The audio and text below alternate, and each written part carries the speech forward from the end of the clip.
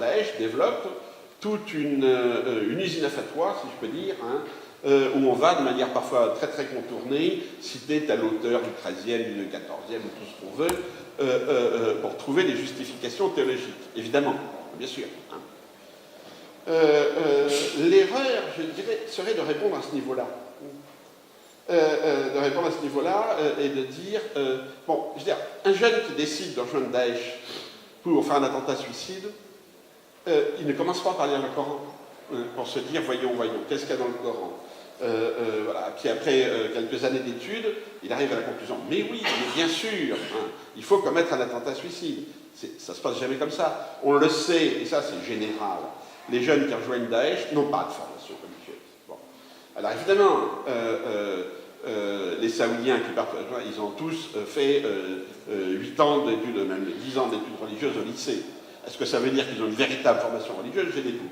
Mais sur ceux qui partent d'Occident, là on le sait. Hein, on sait. L'exemple le plus classique, qui est vrai, c'est ces deux jeunes musulmans britanniques d'origine pakistanaise qui sont partis en Syrie, qui ont été chopés par la police en Turquie, et dans leur sac à dos, il y avait un petit bouquin, l'islam pour les nuls. Hein. Et c'est ce niveau-là. Mais alors, le problème, c'est qu'on dit, vous voyez, ils ne connaissent rien. Oui, mais ça prouve que le problème n'est pas un problème de connaissance. Hein. Leur problème, c'est pas qu'on leur explique ce qu'il y a dans le Coran, parce qu'ils n'ont pas commencé par le Coran. Ils ont commencé par la fascination pour le djihad. Ils commencent par le djihad. Donc, c'est ça la question. La question sur la France-Tunisie et la c'est là. Donc voilà, la première question, je pense que dire il faut déradicaliser en réformant l'islam tombe complètement à côté de la plaque. Et a des effets pervers, puisque dans le fond, c'est dire, bah oui, le problème c'est bien le Coran, hein, ou bien c'est l'islam.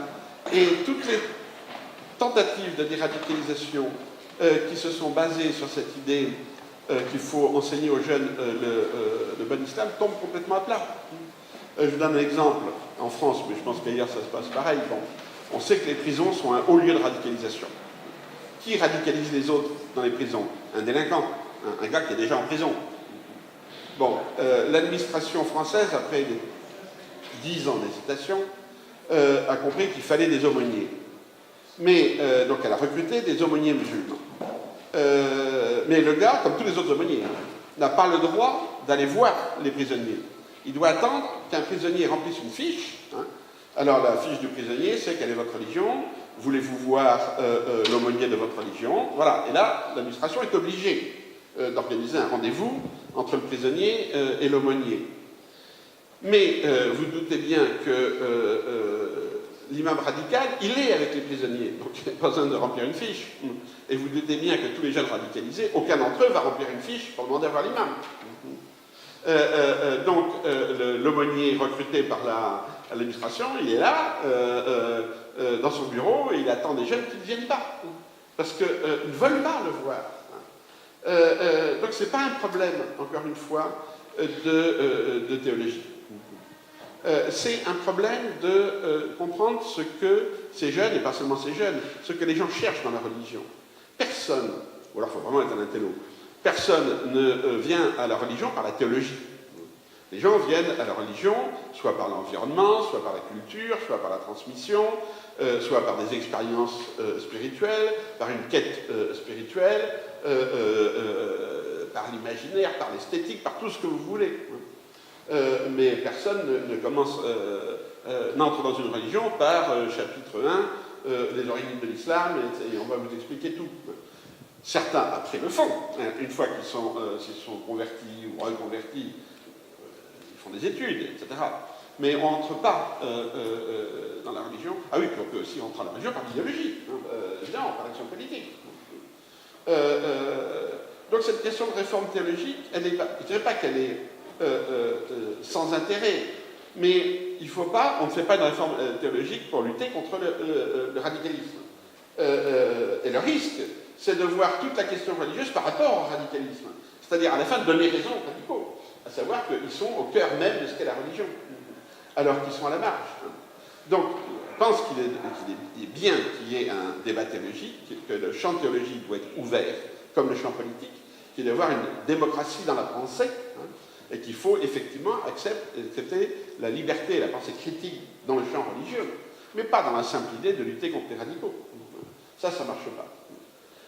Et pour la deuxième question, alors comme vous le savez, quand on regarde les pays qui sont les plus pourvoyeurs de djihadistes ou de terroristes, il y a quand même des chiffres qui sont curieux. Les 3 pays qui, par rapport à leur population musulmane, envoient le plus de djihadistes en Syrie, c'est la Belgique, la Tunisie et le Kosovo. Bon, le problème, on se demande ce qu'ils ont en commun, ces 3 pays.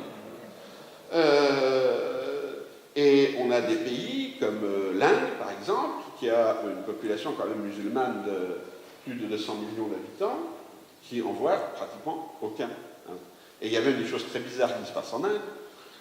On vient de trouver, en septembre, les services indiens ont trouvé une cellule de Daesh en Inde, au Kerala, au moment où ils s'apprêtaient à commettre des attentats.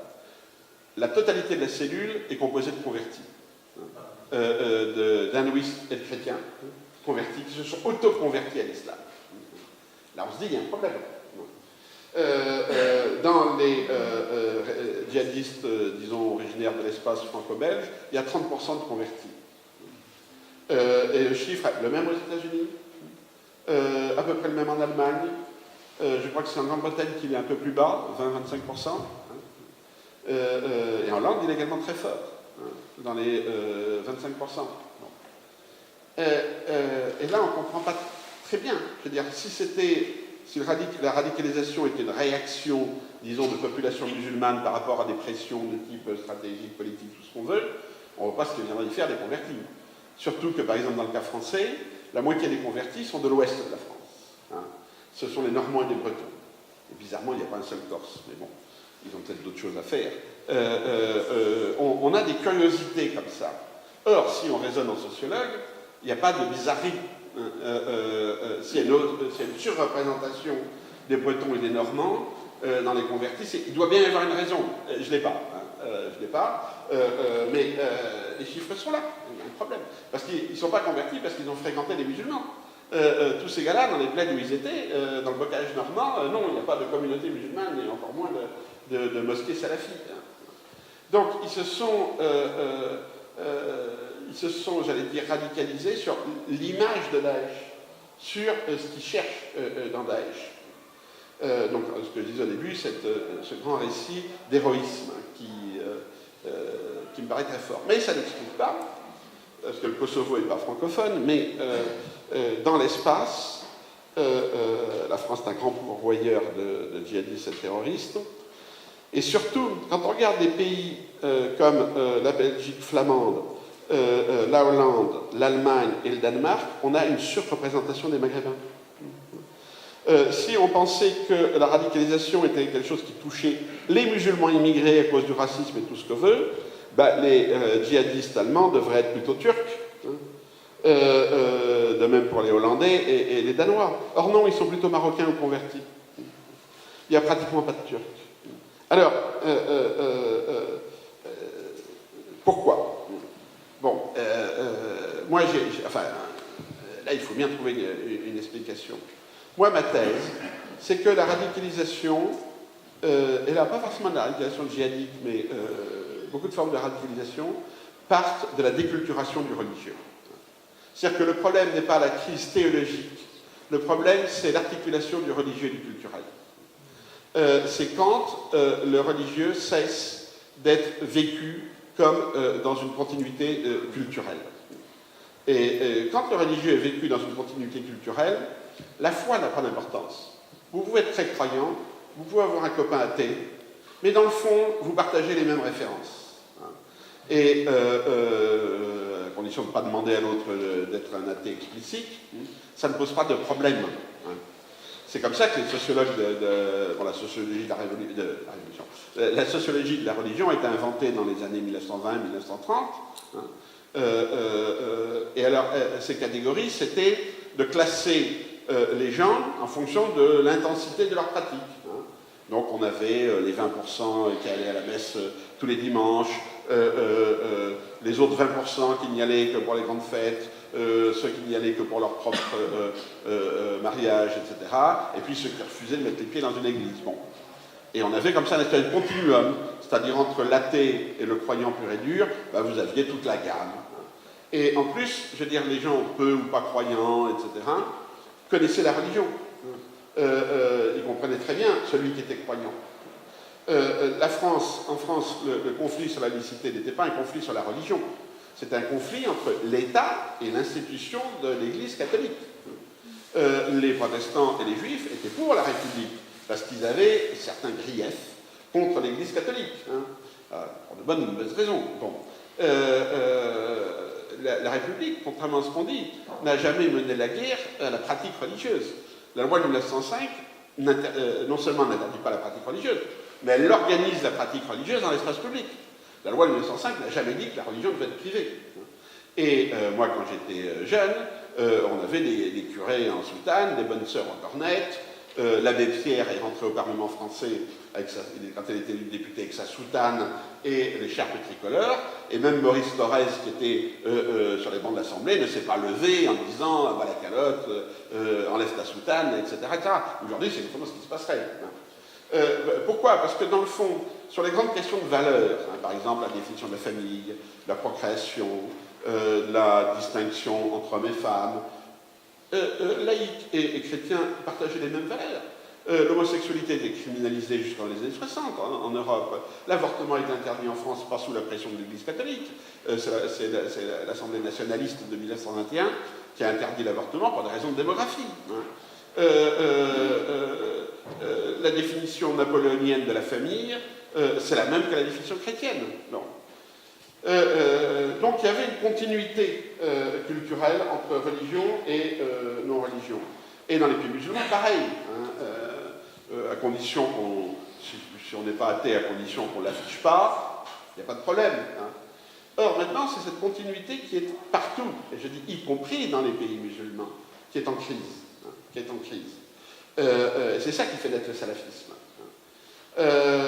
Donc, concrètement, ça veut dire que parmi les radicaux français, les secondes générations sont surreprésentées. Alors on pourrait dire que c'est normal en 1995, avec Khaled Kelkal, le premier terroriste domestique, si je peux dire, interne, parce que les années 90 sont les années où les secondes générations, les enfants des migrants, arrivent à l'âge de 20 ans. Mais 22 ans après, c'est toujours les secondes générations qui se radicalisent.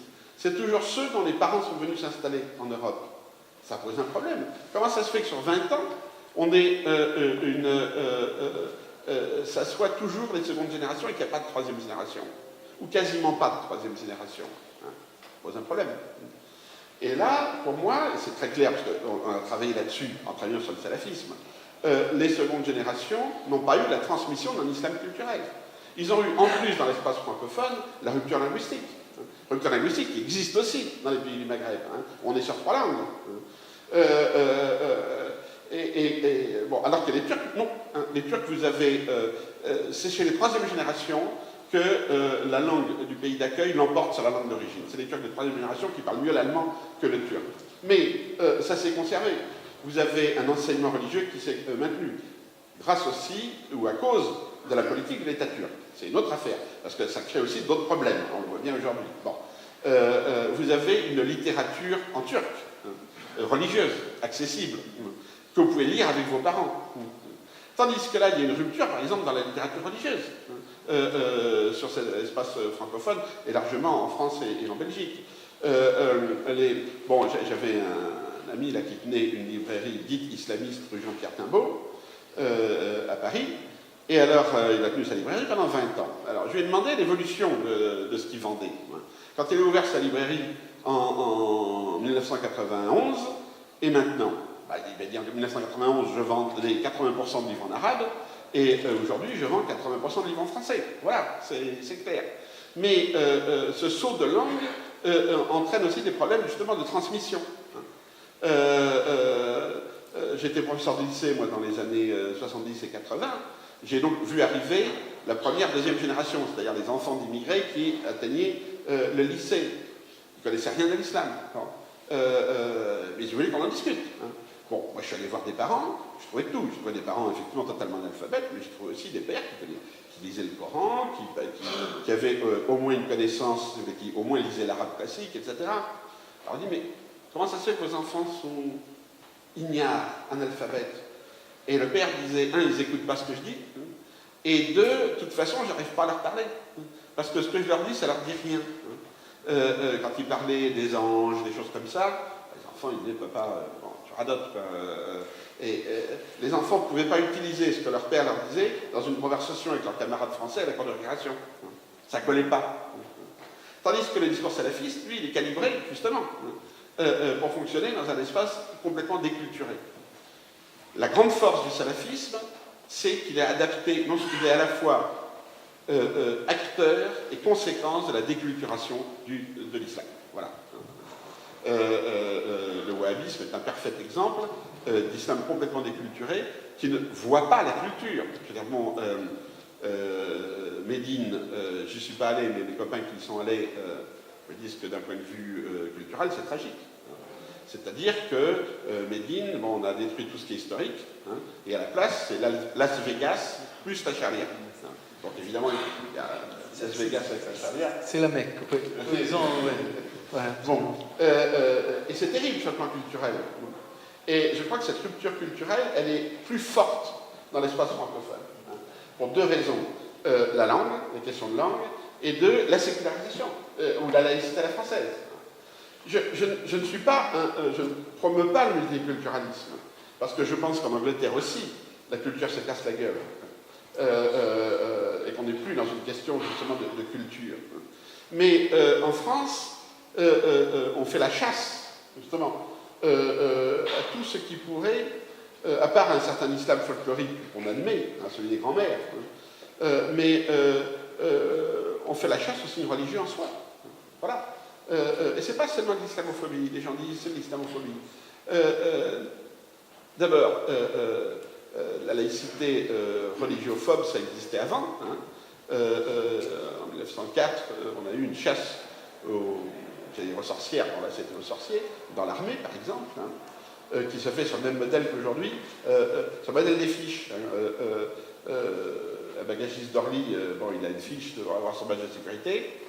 Et dans la fiche, vous avez la pratique religieuse.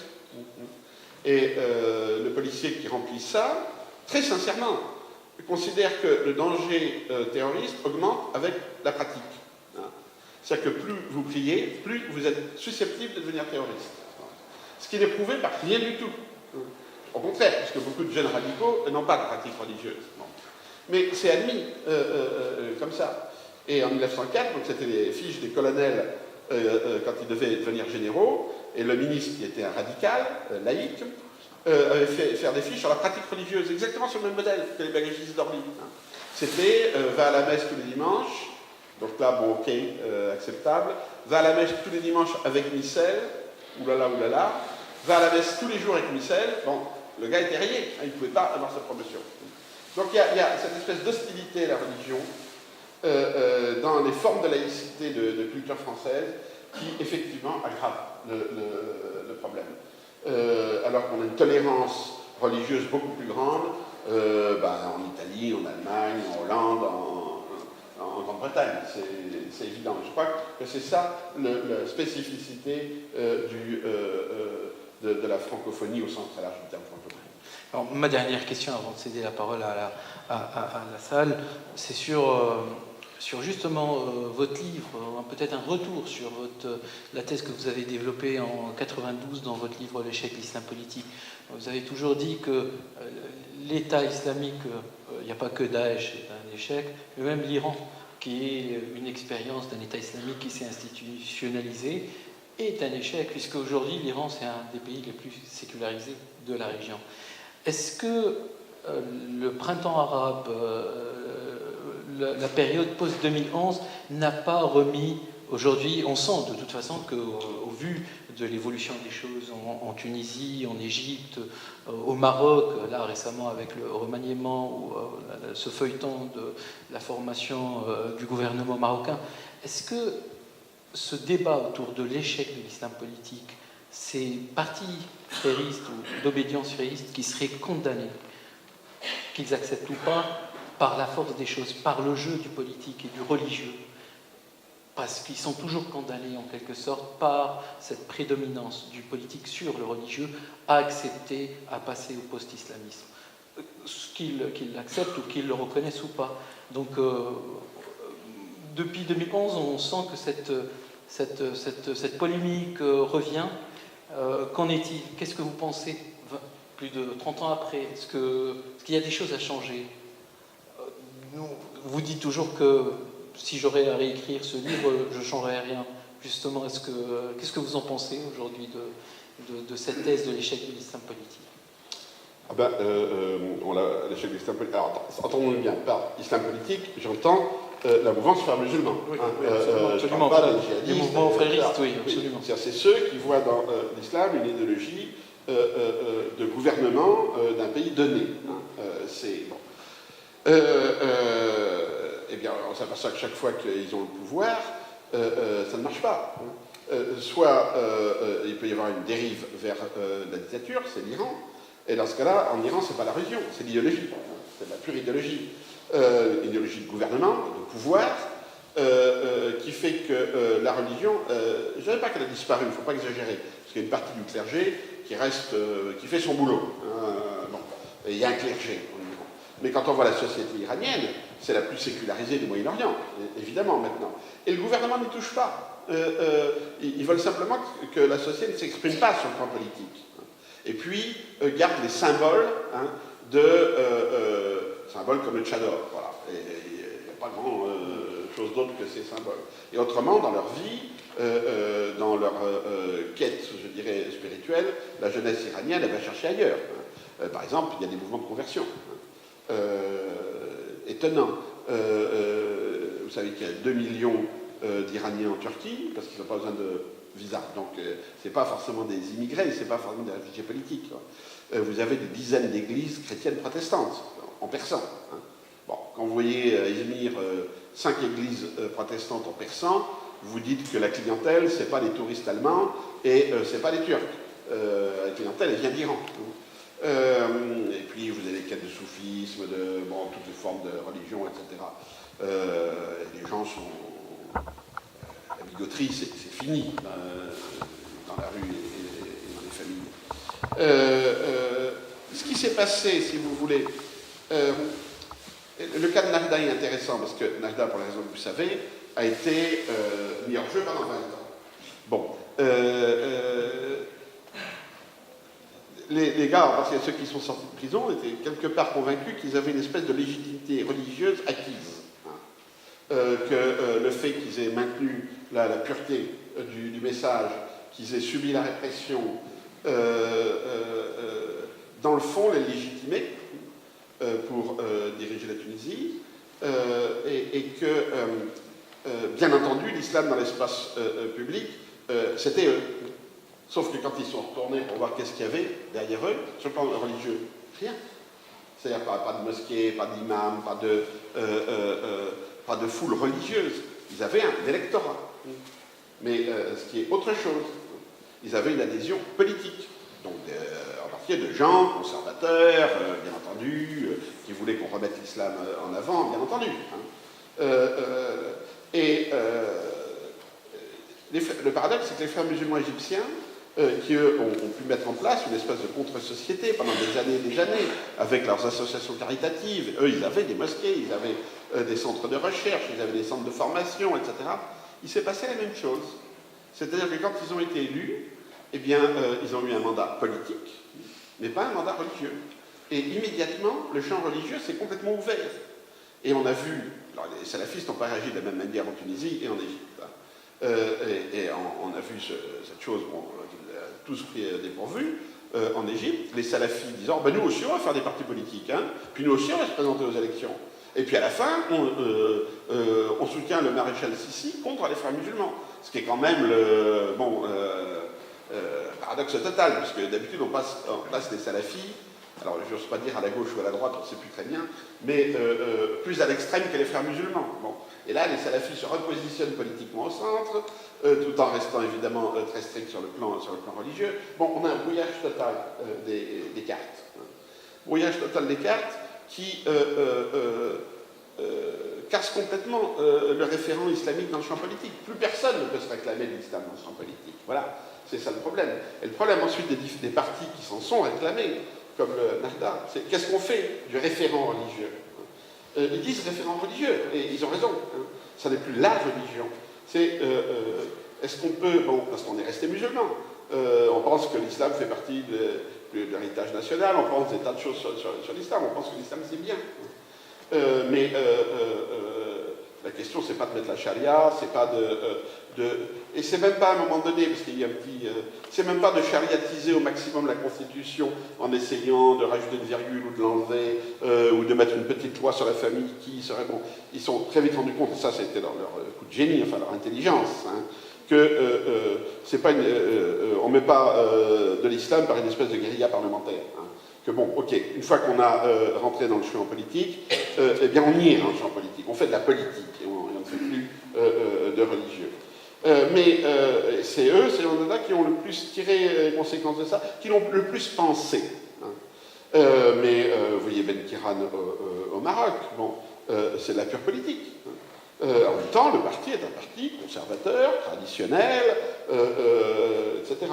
Le paradoxe maintenant, c'est que les pseudo-normes religieuses, exactement les normes culturelles qu'on dit être tirées de l'islam, c'est plus les partis islamiques au sens là, au sens de frères musulmans qui les appliquent, c'est les partis autoritaires, laïcs, qui maintenant font de la surenchère sur l'ordre moral. Hein.